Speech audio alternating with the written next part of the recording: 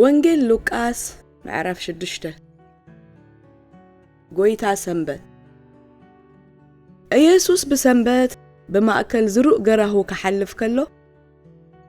ደቀ መዛሙርቱ ሰዊትና ቆጸዩ በእዳዎም እናሐሰዩ ክበልዑ ጀመሩ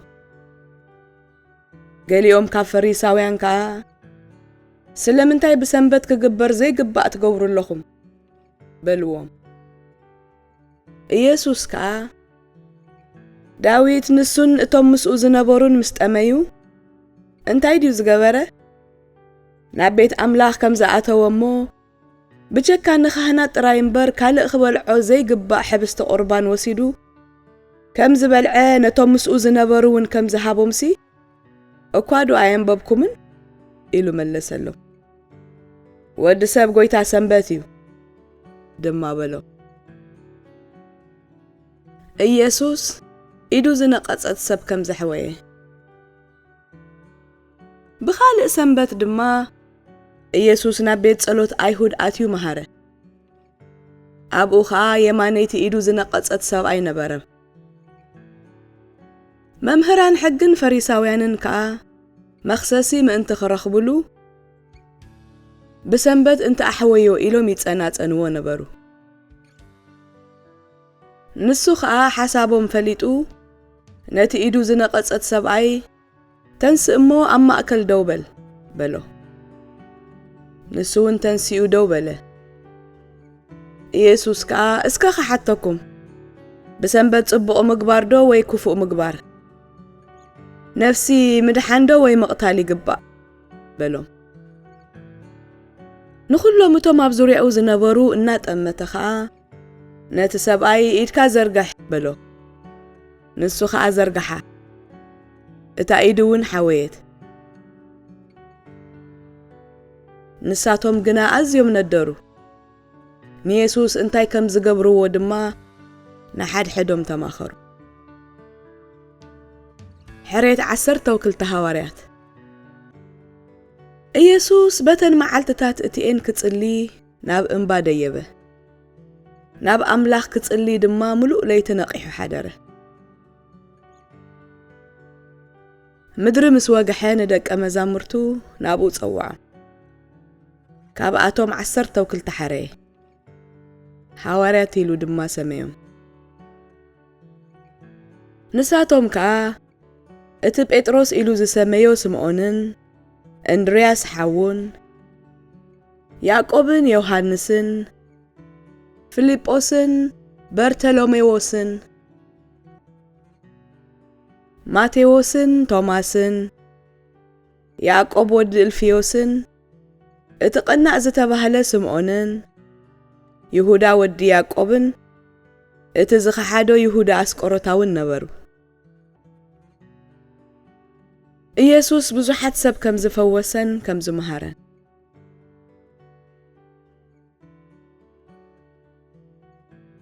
ኢየሱስ ምስኣቶም ወሪዱ ድማ ኣብ ጎልጎል ደው በለ ብዙሓት ካብ ደቀ መዛሙርቱን ኣዝዩ ብዙሕ ህዝቢ ካብ ዘሎ ይሁዳን ኢየሩሳሌምን ካብ ገምገም ባሕሪ ጢሮስን ሲዶናን ምእንቲ ክሰምዕውን ካብ ሕማሞም ምእንቲ ክፍወሱን ናብኡ መጹ እቶም ብርኹሳት መናፍስቲ ዝሳቐዩ ዝነበሩውን ሓወዩ ካብኡ ሓይሊ ወፂኡ ንኹሎም ይሕውዮም ስለ ዝነበረ ኸኣ ኩሎም እቶም ህዝቢ ክትንክፍዎ ይደልዩ ነበሩ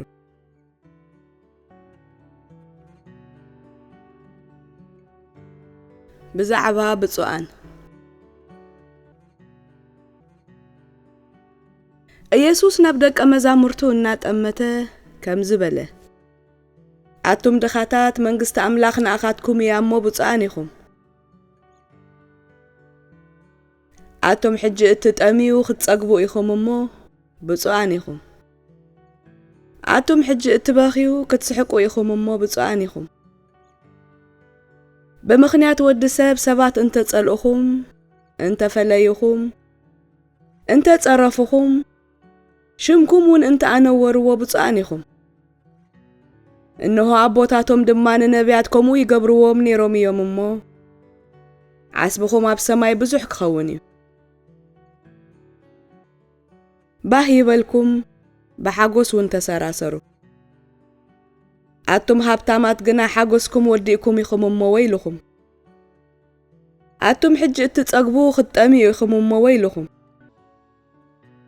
ኣቱም ሕጂ እትስሕቁ ክትበኺዩን ክትሓዝኑን ይኹም እሞ ወይልኹም ኣቦታቶም ንነቢያት ሓሶት ከምኡ ገይሮምዎም ነይሮም እዮም እሞ ኩሉ ሰብ ጽቡቕ እንተተዛረበልኩም ወይልኹም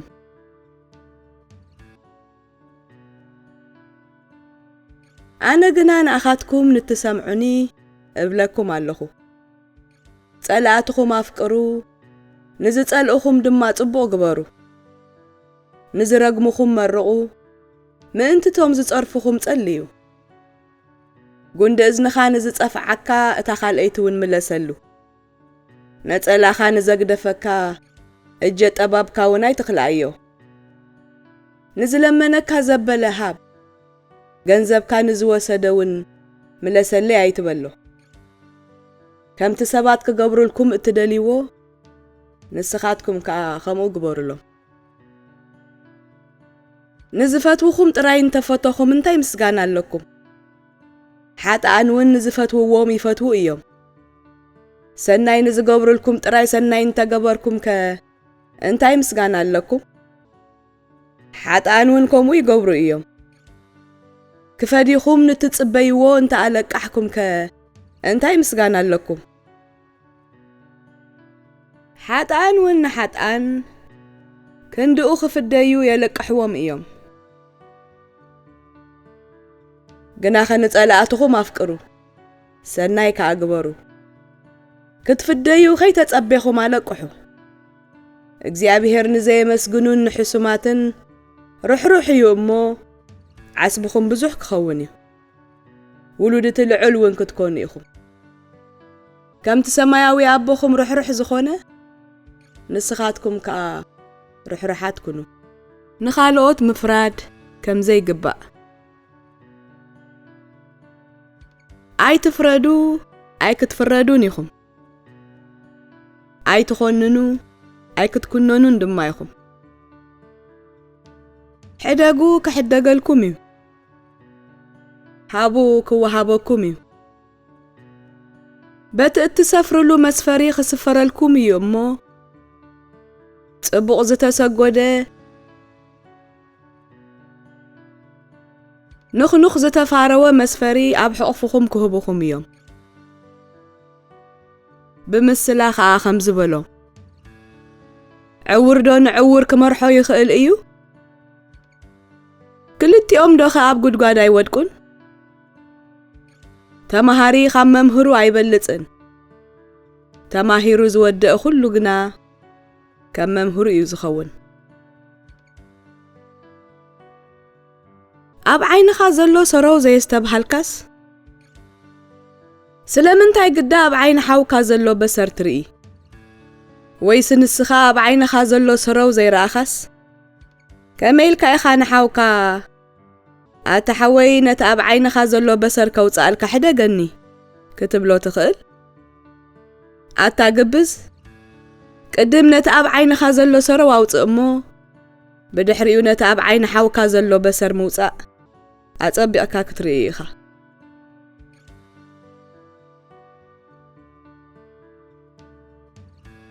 ሕማቕ ፍረ ዝፈሪ ጽቡቖም ወይ ከዓ ጽቡቕ ፍረ ዝፈሪ ሕማቖም የልቦን ምኽንያቱ በለስ ካብ እሾኽ ወይኒ ከዓ ካብ ተኾርባ ኣይቅንጠብን እዩ ኩሉኦም ብፍርዩ እዩ ዝፍለጥ ኣፍ ድማ ካብ ምልኣት ልቢ እዩ ዝዛረብ እሞ እቲ ሕያዋይ ሰብ ካብቲ ሰናይ መዝገብ ልቡ ሰናይ የውፅእ እቲ ክፉእ ድማ ካብቲ ክፉእ መዝገብ ልቡ ክፉእ የውፅእ ኣብ ከውሕን ኣብ ሑፃን ዝተመስረተ ቤት ነቲ ኣነ ዝብሎ ዘይትገብሩስ ስለምንታይ ኢኹም ጎይታይ ጎይታይ ትብሉኒ እቲ ናባይ ዝመጽእን ቃለይ ሰሚዑ ዝገብሮን ዘበለ ኩሉ ንመን ከም ዝመስል ከርኤኩም እየ ንሱ ቤቱ ክሰርሕ ከሎ ኣዕሚቑ ዝኹዓተን መሰረቱ ውን ኣብ ከውሒ ዝመስረተን ሰብኣይ እዩ ዝመስል برتعو وحيز مسمصه نت بيت دفقو بصنع سلازتندق خا من قناقوس انا اتنقالي سميعو زي قبرو جنا بيتو بزي مسرت ام مدر زسرح سبعيو زمسل اتوحيس دفقو بوبو ودقه عودا دقا اتبيت اتخا عبي خونه